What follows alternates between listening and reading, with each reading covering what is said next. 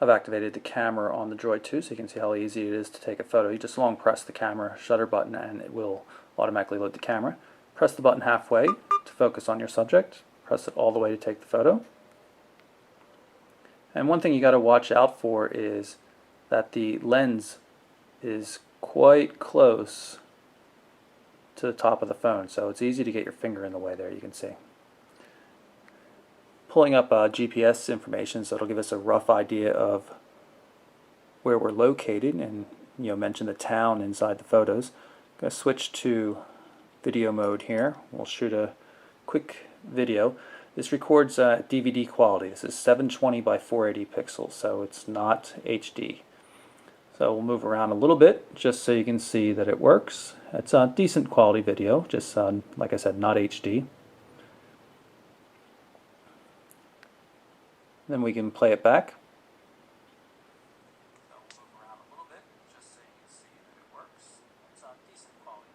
We'll jump into the photo gallery through the main menu.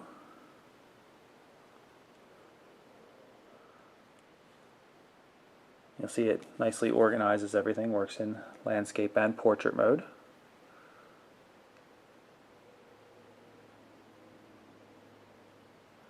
That one's a video. Still photo. And that little bit of blurring there, that's actually a couch in the shadow, so it's not anything wrong with the camera. You can see it's nice and crisp, very quick, multi-touch zooming on it. Really pretty impressive for a 5 megapixel camera.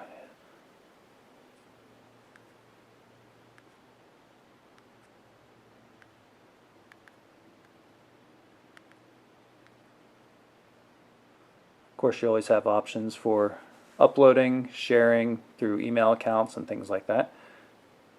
And speaking of email, here is the email client. Right now I have an aim.com email address set up. There's a sample message with some formatted text. You can see, color, bold, italics, all that kind of stuff works. And just a bit of random lorem ipsum Latin text in there just to show you how it works with a long message. You can, of course, go into landscape mode as well. Menu brings up some options like marking it unread, so you can go back. Long press on something, you can also change some options. It's easy to mark multiple messages here with the check boxes, so you can do mass deletes. There's also a select all function. I'm going to do unselect all, and we're going to compose a new message. So you can just look up a contact by typing the name, Jack Black for example.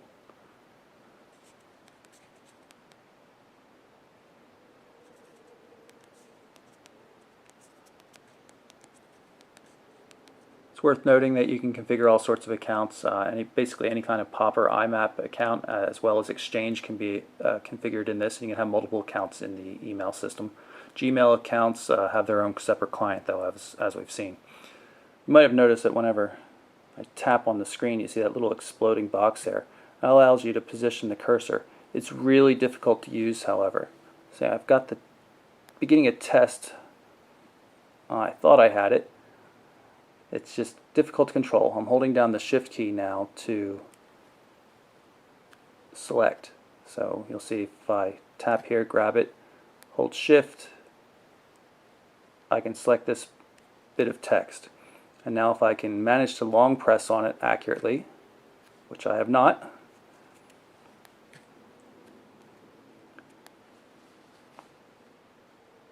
then you would finally get the ability to copy, cut, and that kind of thing. It is an absolute pain in the ass to use. Without that D-pad that used to be on the original Droid, this copy and paste is almost useless. Just like on the Motorola DROID X, there's a nice suite of contact widgets in the MotoBlur style. They can be various sizes and can link to multiple items. You can link just to a phone number, just to an email address, and of course they work in landscape and portrait mode. So say I wanted to call Jack Black, a simple press of the button right there will call Jack Black, and you can see right here you can enable one-touch calling if you like.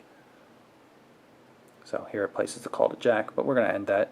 Another thing I really like is that you can put a shortcut just to your favorite contacts. So these are ones that are starred basically. It also keeps track of some frequently called contacts that aren't starred. Full contact list is here. You can scroll through it. Of course, you can search with the keyboard. And you'll be able to see here that it pulls in contacts from multiple sources. This is coming in from Gmail and Facebook. There's Facebook information right there. You can also pull in contacts from Exchange, from Twitter, a number of different services. The device also offers the Backup Assistant application, which will back up your contacts to a Verizon server. But since everything can go through a Gmail account and stuff like that, I don't think too many people are actually going to be using this. Built-in instant messaging support seems to be limited to Google Talk. Here's a Google Talk message we've received. You'll notice on the soft keyboard we have some voice input options here. Here's a quick response just to show how voice input works.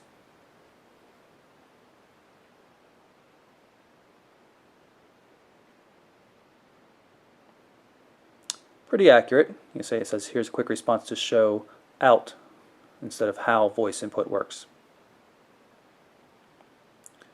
Threaded, but not particularly colorful or obvious which message is coming from which, unless you can happen to see the faint shading of cyan, I guess, over the inbound messages. There is, of course, a lot of third-party instant messaging support available on the Android market.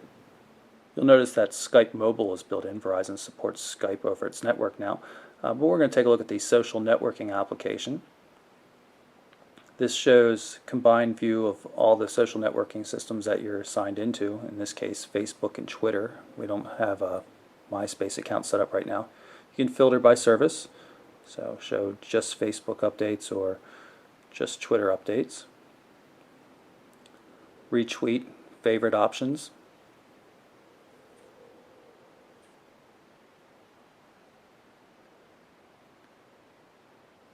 Add a comment or like it.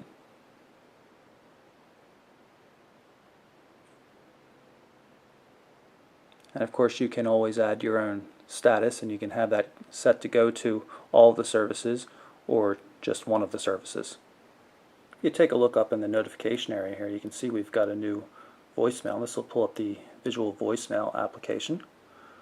We received a message from ourselves. This is basically just a test. I'm going to turn on the speaker and then play the message. This is a test voicemail message sent to the Motorola DROID 2 from the Motorola DROID 2. It's convenient, the visual voicemail system, so you can just quickly go through your messages, decide which ones to listen to now, which ones not to. You can play them over and over again and easily forward them. Here's the music player in the DROID 2. It's nothing particularly special. Simple controls.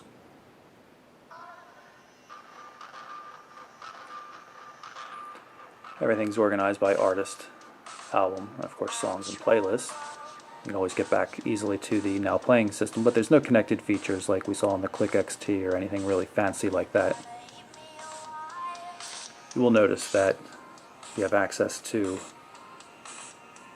the songs just by going to the notification area. Plays in the background. And there's still some controls on the lock screen. Even though the device is still locked, you can still control what's going on. One of the more highly sought after functions on the DROID 2 is the 3G mobile hotspot function. It allows you to turn your phone into a mobile Wi-Fi access point so other devices can connect to it and make use of the phone's 3G data connection. The service, however, costs an additional $20 per month. The DROID 2 comes preloaded with a copy of Need for Speed Shift, so I thought I'd give you a quick demonstration of that.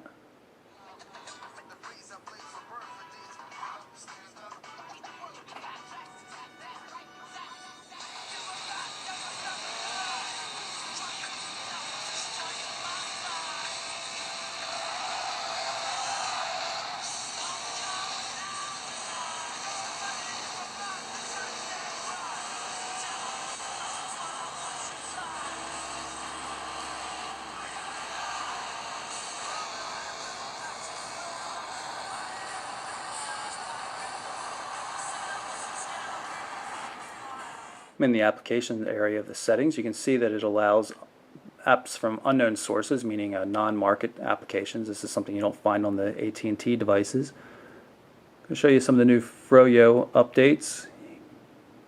You can quickly see a list of all the downloaded applications. You'll also notice that there are applications that can be installed onto the SD card, and all it takes is a quick press of the button to move it back and forth from the phone to the SD card. Not all applications, however, support that feature. For example, if we go into the Flash plugin, you can see that the move to SD card function doesn't work, but a lot of new applications are adding this functionality, which takes some of the burden off the internal storage on the phone. This is the data manager section of settings. It allows you to control what happens with data when you're roaming and applications running in the background and things like that. It just gives you a little bit more control over when your device is going to be using data and potentially battery power as a result. So that concludes my look at the Motorola DROID 2 for Verizon Wireless. It's a big device, weighs about 174 grams, and it's a full 14.5 millimeters thick. Very much like the original Droid. It just features an updated operating system with some new UI features that you would see on the Droid X and not on the upgraded Froyo Droid. It also has a much faster processor, but the same basic camera and a lot of the same basic feel. You lose the D-pad, which a lot of people hated, I have to admit, and you get a slightly wider keyboard. I think I would have kept the D-pad, though. I imagine I'm probably in the minority for that, though. Just like the original, though, still a very, very solid device. And if you want a keyboard on a fast, 1 gigahertz Android smartphone, then this is one of the few options you have. So it's on sale now for $199.99 with a 2-year contract. Again, it's the Motorola DROID 2 for Verizon Wireless, and I'm Michael Orrell for MobileBurn.com.